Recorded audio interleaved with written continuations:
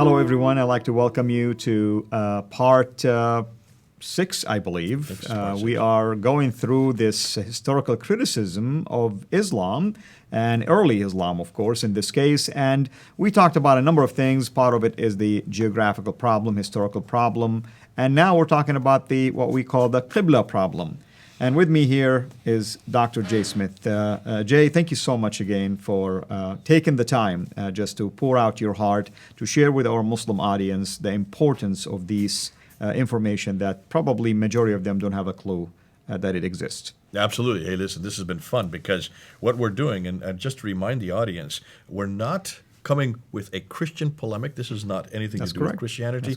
We're coming with a historical polemic, a historical critique, which is what needs to be done it's already been done on the Bible, and it's now being done on the Quran, it's been done on Islam, it needs to be done with the Bhagavad Gita, it needs to be done with the Vedas, the Upanishads, the Book of Mormons, the Granth Sahib. All these religious books need to go through this historical critique. The Quran is being done by these Orientalists, not by Muslims. Muslims are not doing this. This has been done uniquely by Europeans and Americans, Australians who are Western scholars of Islam, Islamicists, because the Muslims refuse to do it. And and in the same criteria that's demanded of the Bible, we're now demanding of the Quran.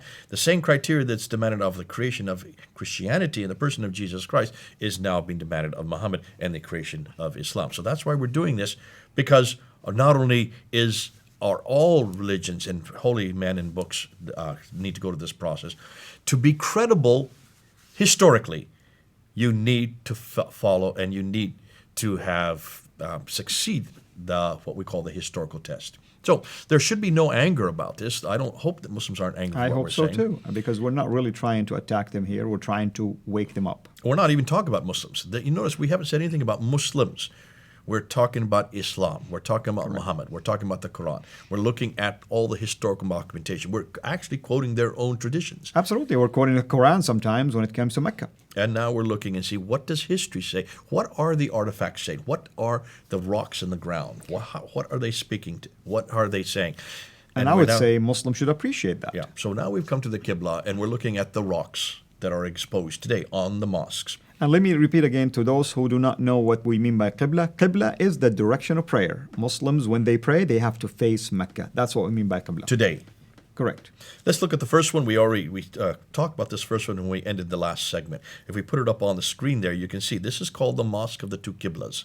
And you can see the green arrow going down to Mecca today. That's what it looks like. There is the Qibla wall, the long wall where people line up behind to face Mecca when they do their tarakas, their prayers. Right. And if I may add, why is it called the Mosque of the Two Qiblas, or in Arabic, Qiblatain? Why? Because this is the mosque that was in Medina during the time of the Prophet, supposedly, and that's supposedly the mosque that first Muslims were facing towards, at least according to the tradition, towards Jerusalem. Then a revelation came in 624, says, now you change the direction, and Muslims will say, oh, that means towards Mecca. And that's why it's fascinating that there was no structural reference to that until 1987, when they were doing a renovation. That little tag off to the left there was uncovered, and that showed the earlier Qibla. And you can see the red arrow is facing where the earlier Qibla, the first Qibla, was almost the opposite direction, going north instead of going south. Correct. From Medina. So this is going north. Now, when you look at a map and you see where look at the red arrow goes through, it goes right through a place called Petra to supposedly Jerusalem. And so most people thought this second Qiblatain was nothing more than the Jerusalem Qibla. Exactly. And that's why I say, that's normal. But remember, it was only pointing towards Jerusalem, according to what the Quran says, for 2 years. Correct. From 622 to 624. So that doesn't make sense that such a large structure would be built for just a 2-year period and then destroyed and rebuilt again. Obviously, this is saying something else. It probably is a much older structure. Now, let's get back. That's the first mosque he looked at. Dan Gibson. Now, remember, everything we're looking at is from Dan Gibson's book. Correct. And he's looking at these Qiblas. He's gone to 65 of them. We're going to look at them each one, and this is what he has found. And in every one of these slides, we're going to show you those four circles at the bottom. Those four, they are really looking at the Qibla. Those are the Qibla directions for each one of the compass directions. Yeah, and it's Petra, Jerusalem, Mecca, and also the mosque itself that we're revealing. Well, that's why there's 4 of them. So it's showing you where the mosque the existing mosques. Now, these are ruins of mosques. And here's one that's way over in Guangzhou, in Canton, in China. It's still existing today. That's why we know where the Qibla is. He's been to Canton. He physically went there. And in every one of these mosques, Dan Gibson went. He went physically. He's the first to do this. And that's why we're asking, why haven't Muslims done this? Well, they don't think that this is a problem. They don't even want to acknowledge that this is a problem. And that's why so many Muslims are now attacking Dan Gibson, because he did what they should have done. That's correct. And he went to the mosque, found the Qibla wall, which is easy to find, and then he looked using GPS, not Google Maps, like many Muslims have denigrated him for. He never used Google Maps back when he did this in the 1980s and 1990s. There was no Google Map back then. That's correct. He used GPS coordinates that came out of MIT and also that came out of Japan, geological surveys. So he used the most sophisticated GPS system to look at the degree of error. Petra, the degree of error, if you look at this slide, it was 2.8 degrees. Jerusalem was 4.86 degrees.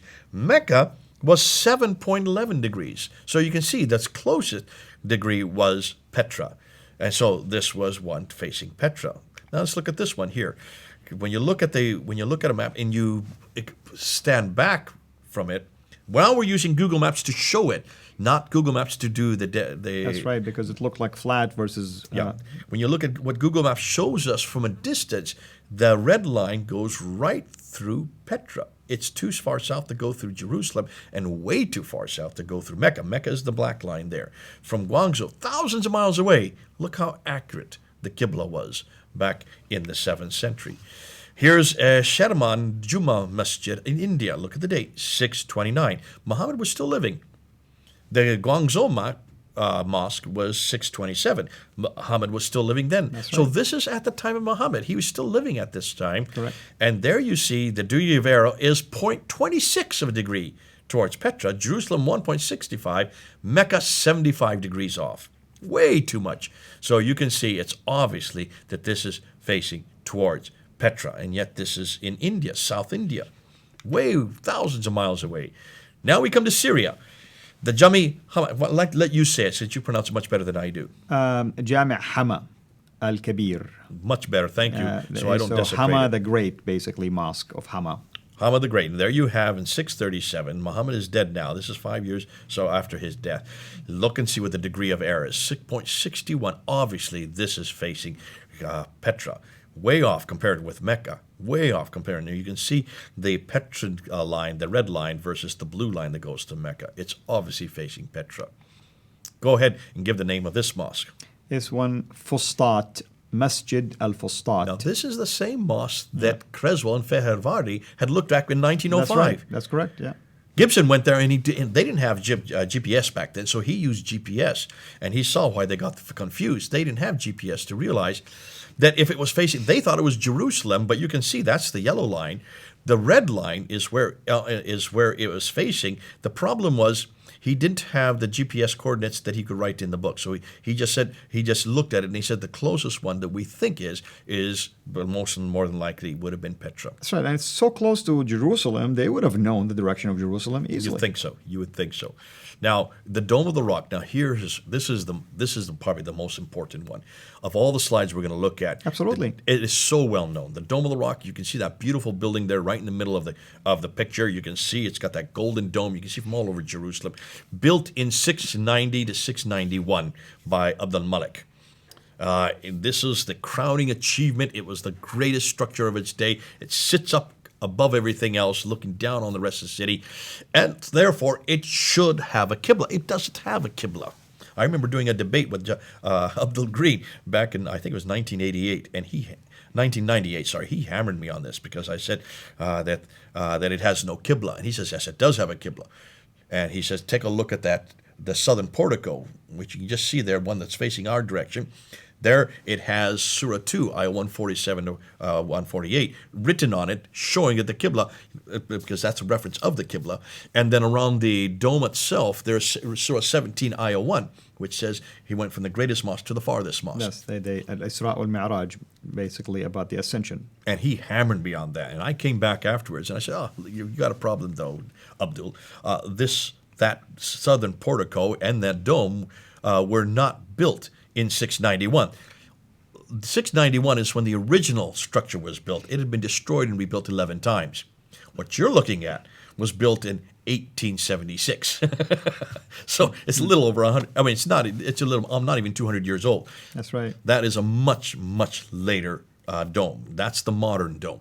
The only original part of the Dome of the Rock are the two ambulatories in the center, in the middle. We're going to get to that later because those are significant. That's the only original part that we have still standing today that was built by Uthmanic. He didn't know that. I said, can you see why they put those verses on those two domes? Because there is no Qibla there.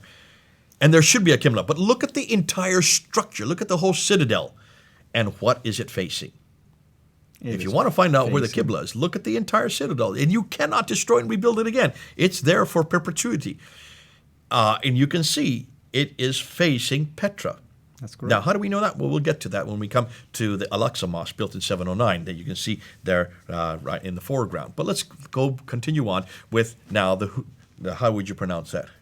Humeina Mosque. The Humeina Mosque in Jordan, 699. Now we're getting to the end of the 7th century. Look at the degree of error is by far much closer to Petra than any other three. Therefore, it's a Petran-facing mosque. Here we get number 8, the Amman Mosque in Jordan. And you can see it's in 701. Now we're in the 8th century. We moved to the 8th century. Remember, the Qibla was canonized in 624. That's correct. Yeah, that's right. 7th century, basically. According to tradition, 624 was when it was when it was canonized. That's the Qibla. Now we're 2 years after Muhammad moved to Medina. Now we're in 701, 8th century. Closest city is Qibla. Here you see the Grand Mosque in Sana'a in Yemen, 705. We're in the 8th century. Only 0.36 a degree off. Now this one is fascinating because some people say it could be Jerusalem or it could be Petra, but because of the fact that it is facing more distinctly, they say the one in Sana'a, Yemen, is also facing Petra because you go right through Petra to get to Jerusalem in that case. Correct. What's the name of this mosque? This one is Khirbat al-Minya Mosque. In Israel. Yeah. 706. Again, by far, it is closest to Petra than either Jerusalem or Mecca. And you would know that because it's in Israel right close to Jerusalem. You would know if it's facing Jerusalem or if it's facing Petra. In fact, it's almost completely opposite from Jerusalem. That's an easy one to look at. That's right. Now, take a look. Notice how up to 706, all the Qiblas are facing Petra. You notice, look at all the lines coming in. That's right. I mean, using Google Maps today, I'm using this just so people can see it easily. Look where all the lines come to. It's not a coincidence. I mean, forget about the ones in the top. Everything else points clearly to Petra. If somebody want to argue otherwise, they need explanation. No. Medina, Guangzhou, Cherman, Jami Hama, I'll let you do that. Fustat, Dome of the Rock, Humeina, Amman, Grand Sana'a, Khirbat. All the mosques facing up until 706. Look at all the black lines there. They're all facing Petra. Not one of them is facing Mecca. That's right. That's right. You should look at this map and you can see there's a real problem here. Absolutely. Why is it they're not facing Mecca? If Mecca was a center of center not only of history, because it's where Adam and Eve were sent to, if Mecca was where Abraham lived in 1900 BC, if it was a center of trade, and if it was the center of the Qibla by 624, why are none of these mosques facing it? We're in this 8th century now. Let's move on. I want to just, before we do that, look at this here. All 17 Petran mosques, Qiblas, fall within a 45-mile dotted circle, proving how accurate they were. Look at that picture. We're going to come back to that because that's hugely significant. As far away as thousands of miles away in Guangzhou, how is it they got it that accurate? That was amazing. Okay, let's move on. Now we get to the Wasit Mosque, 706. This is the first mosque that comes up with a second Qibla. We call it a correction. Is it a correction? Hold on to that. Looks like that this is not towards Petra, not towards Mecca, nor to Jerusalem. It's somewhere in between Petra and Mecca.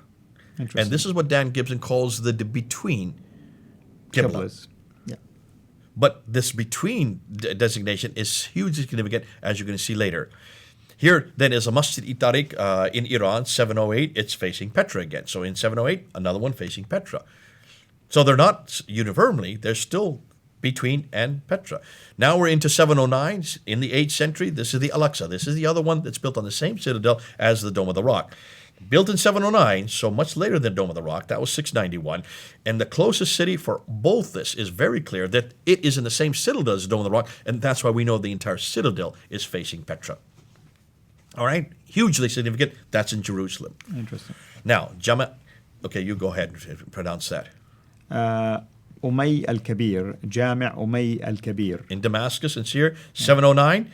It's in the second one that he's been able to find that's facing that between direction. Not Petra, not Mecca. I'm sorry, that's Jami' al-Umawi al-Kabir. Yeah. Okay, yeah. Umawi al-Kabir. Now we get to Khirbat. Go ahead and you say this one. Khirbat al-Mafjar. 714. It's back to facing Petra again. That's right. The Anjar Mosque in Lebanon. Now we're in Lebanon. Look where it's facing. 714. It's facing Petra, not Jerusalem or Mecca. Now we're in Syria again, and here is the third mosque that's facing in between. Look how accurate it is in between, though. It's almost exactly 0.35 degrees. That's right. What's this one here? This is in Syria again. al-Hayr al-Gharbi. This is 726. We're 100 years later. We're 100 years later. Remember, the Qibla was canonized in 624. That's correct. This is 726, 100 years later, and we get the fourth mosque that is facing in between. Correct. Not Petra, not Mecca, but in between. Look at this mosque. Now, this is the significant one. This is the Banbor Mosque in Pakistan. Look at the date. This is the first mosque that we have been able to find, that Dan or anybody else has been able to find, that's finally facing Mecca. The very first one is not till 727. That is 103 years after the Qibla was canonized. So we can begin to see a shift now. So here's Qibla number 3. Qibla number 1 is Petra. Qibla number 2 is between. And now Qibla number 3 is Mecca. Finally, we get Mecca. Whoo! Why? We're going to come back to that question later. Let's continue on. Go ahead and give the name of this one. Qasr al-Hayr al-Sharqi. In Syria, 728, that's in between. Though the one before that was Mecca, now we're back to in between again. Amman Citadel Mosque, Jordan. Now, I want you to look at this one a little bit more carefully. Notice there are two different mosques here.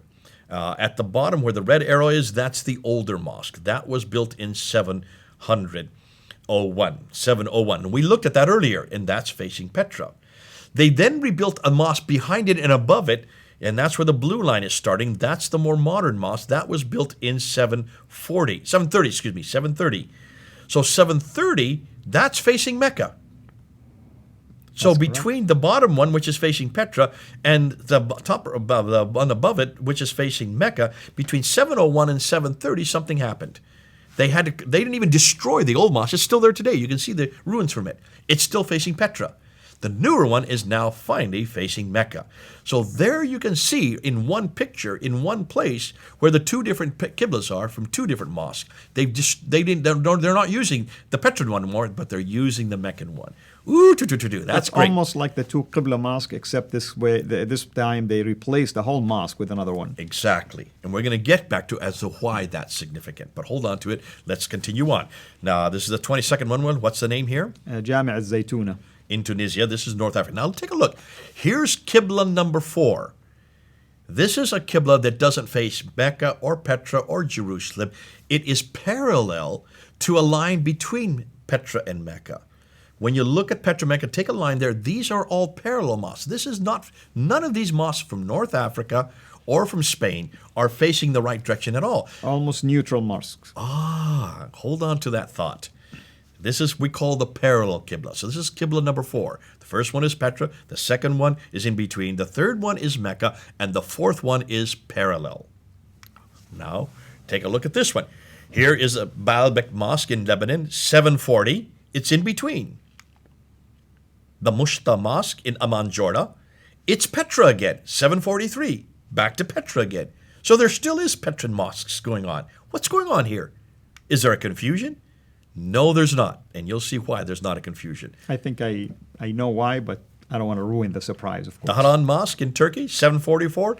It's in between again. So you're getting through all four mosques are being represented now in the 740s. Now we get to 764. You get a Meccan mosque. There is, I'll let you pronounce it. Oh, this one, Qasr al-Hayr. In Kufa, in Iraq. Yeah. That's towards Mecca.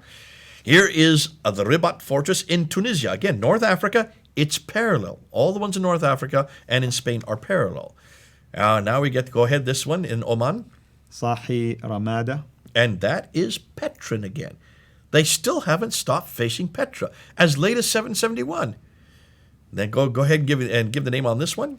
Suma'il Uthmanic Mosque. In Oman, 771. We think it's 70. He has a question mark there because we're not sure the exact date on this one. But it's late 8th century. It's Petrin again. Another Petrin mosque. The Raqqa Mosque in Syria, that made famous by ISIS. That one is between the third Qibla. Sorry, the second Qibla, not the third, the second Qibla. Then here you have the Bibi Samarkand Mosque in Uzbekistan, 773. It could be Petra or Jerusalem. And he's saying there it's too close to tell because it's so close. You can see the degree of error is almost exactly the same in this case. Then you have the Cordoba Mosque again back. This is in Spain, North Africa. It's a parallel. That's the fourth Qibla. Go ahead and pronounce that one. Jami Uqba ibn Nafi'. In Tunisia, it's a parallel mosque, being in North Africa. Now let's take a look. Here is a graph that shows the four Qiblas. The Petrin Qibla starts from the very beginning up until 706. Then you start from 706, you have these in-between mosques starting to appear. And then you have a Meccan mosque, the third Qibla, starting to appear in 729. And then you have the parallel mosques starting to appear a little after that. So all the Qiblas were facing Petra up until 706, followed by a confusion for the next 100 years. 17 face Petra, 8 are between, 10 face Mecca, 6 are parallel. The Qibla was not finalized until Mecca, until all the mosques were facing Mecca, and that is not till 876. That's the late 9th century. And I'm guessing there is a purpose behind all of this that people might think it's confusion, but dare I say there's maybe a political purpose behind it? We're going to get to that. But obviously, we need to throw this out there. You've got a problem here. Correct. What's more, let's take now and let's do all four Qiblas and let's look at a map. Here is Qibla number 1. This is the Petrin Qiblas. Can you see all the lines there on the map showing you where they're all coming in? This is straight out of Dan Gibson's book. Okay? Correct. The early Islamic Qiblas. Take a look at them. They are all almost exactly facing Petra. They're not facing Mecca, nor are they facing Jerusalem. They're all facing Petra up until 706, and they continue to face Petra up until 772. Here is the second Qibla. This is the between. Look how accurate they are. They all come almost halfway between Petra and Mecca. Can you see that? Yes. Zip right down there. Very accurate. That's Qibla number 2. Up until 772 again, they're facing there. Then you get the Meccan Qibla, but this is not till the third Qibla. And these begin in 727, and then they're finalized, and after 876, every Qibla then faces Mecca. That's 100 years too late. Correct. When they're introduced. There are the parallel Qiblas. Can you see? Yeah, they are all facing the same, except for one of them. They're all facing the same parallel direction that parallels Petra to Mecca from 732 to 866. So which of these Qiblas is the most accurate? Petrin Qiblas, the 17, are 2.9 degrees accuracy. If you were to take out the two worst, they're 1.9 degrees accuracy. The between Qiblas are even more accurate. They're 0.98 degrees accuracy if you take them all together. The Meccan Qiblas are the worst. They're the most inaccurate. If you take them all together, the ones that we've been able to find, or Dan's been able to find, they're 4.78 degrees accuracy. And the parallel, of course, you expect. Now, why are we putting that up there? Muslims have come back and they've tried to trash Dan by saying, oh, yes, but the earliest Qiblas they just didn't know. There was a lot of confusion. They didn't know their direction. But finally, by the time Mecca was chosen, they knew their direction and they were a lot more accurate. No, they weren't. If you look at the statistics, the least accurate are the Meccan Qiblas. That's correct. So you cannot make that excuse anymore. That destroys that argument. Significance of Petra. The significance of Petra, and maybe we can stop there and pick this up, because this is we want now to look at why absolutely, Petra. and I think it's a brilliant place to stop at, because you're right. Picking it up from here will begin to shed more light on what's going on. So we need to know why Petra. Absolutely. Wait till you hear why. It's going to be fun. Come back. You'll see why. Amen. Thank you so much, brother. Thank you for joining us. Hopefully you've enjoyed this series that we've been going through related to the historical criticism of Islam, its Qibla, and many other related topics. Until we meet you again, have a blessed day. Thanks for watching. Make sure to like and subscribe so that you don't miss future videos. And please consider becoming a patron on patreon.com/CIRA International.